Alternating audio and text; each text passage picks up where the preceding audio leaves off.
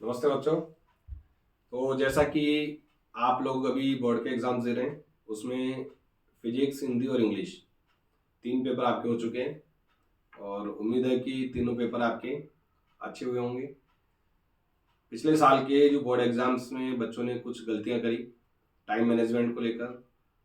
Paper का जो lengthy pattern था उसके अकॉर्डिंग टाइम पे कई बच्चे पेपर को पूरा नहीं कर पाए और उस कंडीशन में उनके काफ़ी प्रश्न छूट भी गए थे।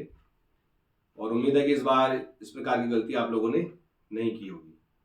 अब जैसा कि 18 तारीख को अपना केमिस्ट्री का पेपर होने जा रहा है, तो कुछ बच्चों के मेरे पास फ़ोन भी आए कि सर हम अब इम्पोर्टेंट क्या है। तो देखो, इम्पोर्टेंट तो सभी है, जो पढ़ा दिया वो सभी इम्पोर्टेंट है। फिर भी कुछ चैप्टर वाइज मैं कुछ टॉपिक्स आपको बता देता हूँ, तो कोशिश कीजिएगा कि पढ़ते टाइम पे उन टॉपिक्स को अपन ज़रूर पढ़ें। वैसे जब पढ़ाया गया था तो नोट्स की कॉपी में आपको जब टॉपिक्स आए थे तो हर जगह पे जो इम्पोर्टेंट होते हैं तो हमने इम्पोर्टेंट लगाए भी हैं। अब मैं ऑर्गेनिक से स्टार्ट करता हूँ। जो ऑर्गेनिक के अपने 4 चैप्टर हैं, चैप्टर नंबर 10, 11, 12 एंड 13। चारों चैप्टर्स लगभग आपके 56 नंबर में से लगभग 27 से 28 नंबर का मैटर कवर करेंगे। अब इसमें लगभग 6 से 7 प्रकार के प्रश्न पुटअप होते हैं। उसमें जैसे पहला और सबसे सिंपल, अगर अच्छी प्रैक्टिस है तो आपका आधा नंबर भी कोई नहीं काट पाएगा ऑर्गेनिक के अंदर। जैसे पहले टाइप का जो क्वेश्चन इसमें होता है उसमें हम बात करेंगे जो नेम रिएक्शंस जो आती है, जितने भी नेम रिएक्शंस हैं तो आप नेम रिएक्शंस को एक पन्ने में फिल्टर कर लें। सारे जो 4 चैप्टर हैं उनकी सारी नेम रिएक्शन एक जगह लिख लें, उनके नाम लिख लें।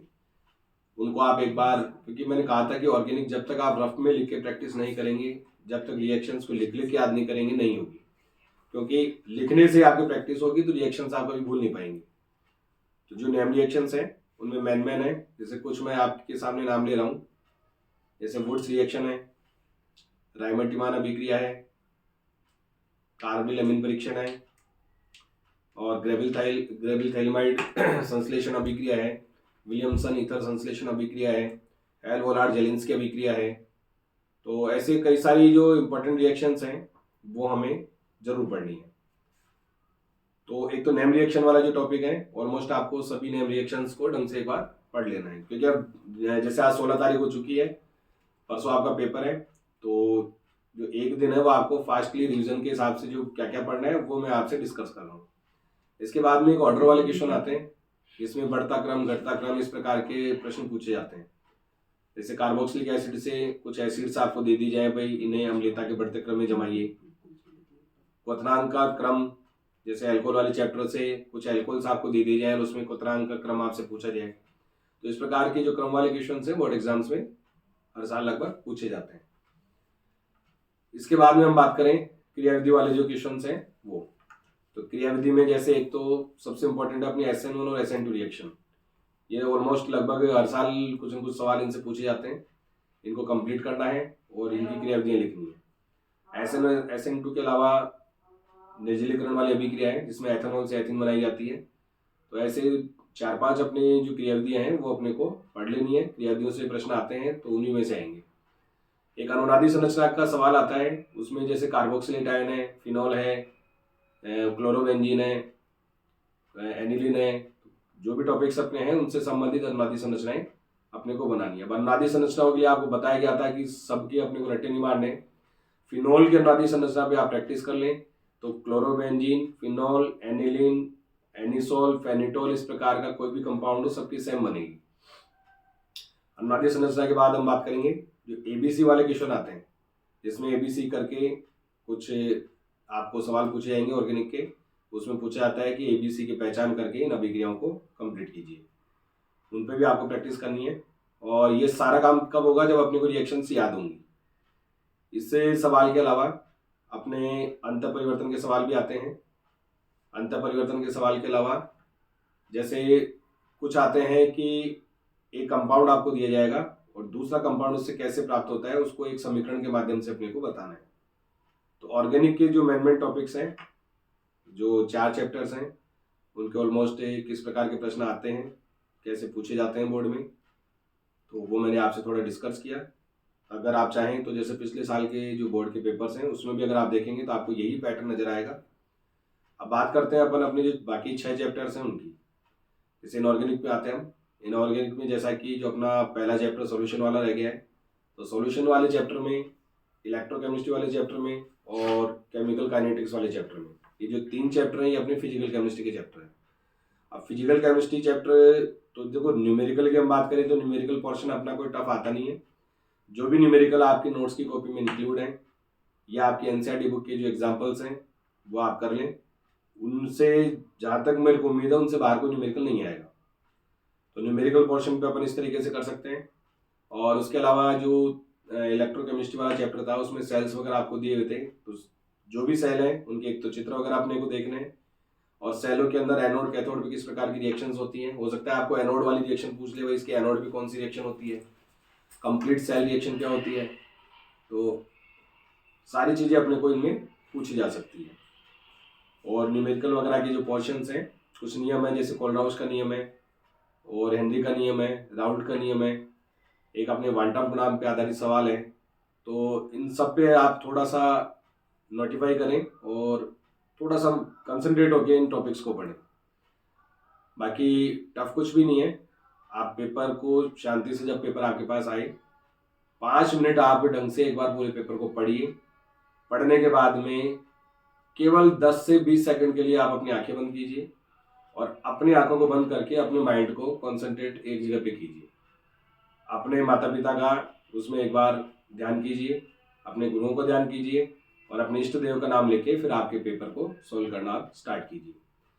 क्वेश्चंस जो भी हैं आपको पहले बताया था, स्टार्टिंग से आपको करना है। जैसे ऑब्जेक्टिव आप करते हैं, कोई ऑब्जेक्टिव आपको नहीं आ रहा है तो उसकी जगह आप खाली छोड़िए, क्योंकि उसका आंसर आपको वहीं पे लिखना पड़ेगा। अच्छी राइटिंग रखिए। केमिस्ट्री का पेपर को लेंथी आता नहीं है। मेरे हिसाब से अगर आपकी अच्छी तैयारी है तो आपका ये पेपर 2 से 2.5 घंटे में कंप्लीट हो जाएगा। आराम से आप तसल्ली से अपने पेपर को दोबारा चेक करिए और आप अपने ऊपर ज़्यादा विश्वास रखेंगे। अपने ऊपर ज़्यादा विश्वास रखेंगे तो मेरे हिसाब से आपके लिए बेटर होगा। और जिन बच्चों की तैयारी अच्छी है और जो एक उम्मीद लगा के बैठे हैं कि भाई फुल मार्क्स हमारे आने चाहिए, 56 का पेपर है तो 56 में 56 नंबर उनके किस प्रकार से आए, तो तैयारी हो सकता है उन्होंने अच्छी करी हो, बट एक छोटी सी आपकी लापरवाही आपको उस फुल मार्क्स में से दूर ले जा सकती है। हो सकता है आप 2 ऑब्जेक्टिव गलत कर दें, हो सकता है आप एक ऑब्जेक्टिव एक रिक्त स्थान गलत कर दें, या हो सकता है 1 नंबर वाला गलत कर दें। तो जल्दीबाजी में अगर पेपर सोल्व करेंगे तो हो सकता है गलतियां अपने से हो। इन गलतियों से अपने को बचना है और अपना माइंड कूल रख के फिर अपने को अपना पेपर सोल्व करना है। इसके बाद में अपना डी ब्लॉक वाला चैप्टर आता है।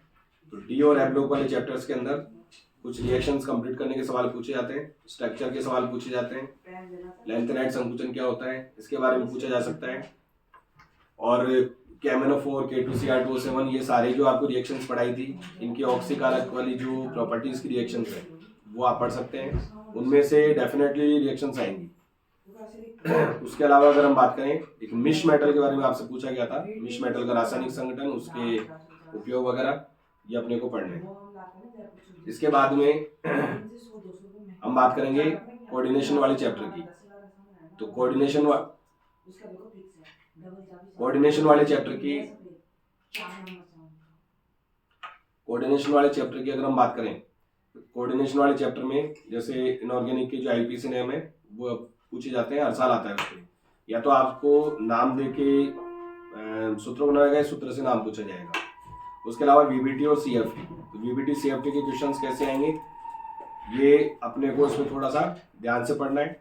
मैंने बताया भी था आपको कि वीबीटी के जो सवाल आएंगे उसमें समन्वय संख्या 6 और 4 पे कॉन्सेंट्रेट करना है। अगर 6 वाला सवाल आता है तो अपने को उसमें लिगेंड दुर्बल है या प्रबल ये ध्यान में रख के फिर सेट बनाना है।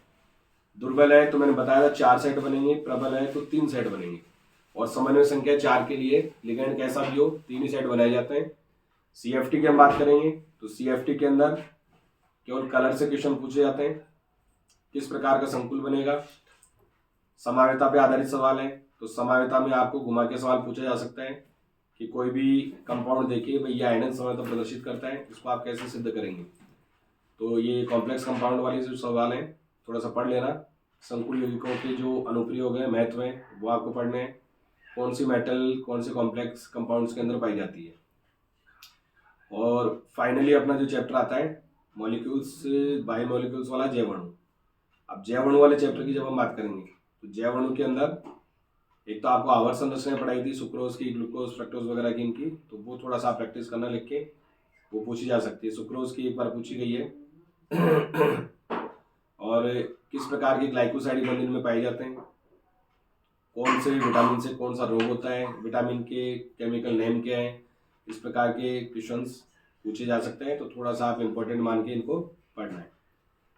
तो अब आपके पास समय ज़्यादा नहीं है, तैयारी आपने अच्छी करी होगी, लेकिन अब जो फाइनल अपने पास में टाइम है उस टाइम में अपने को अपना जो रिवीजन पोर्शन है उसको इस तरीके से कंप्लीट करना है। तो शुभकामनाएं मेरी आपके साथ हैं। अच्छी तैयारी कीजिए, अच्छे मार्क्स आपको लाने हैं, और जो उम्मीद हमने आप लोगों से लगा रखी है वो उम्मीद पे आप लोगों को खरा उतरना है। ज़्यादा से ज़्यादा बच्चों के अच्छे मार्क्स आए, उस तरीके से आपको तैयारी करनी है। Thank you, best of luck.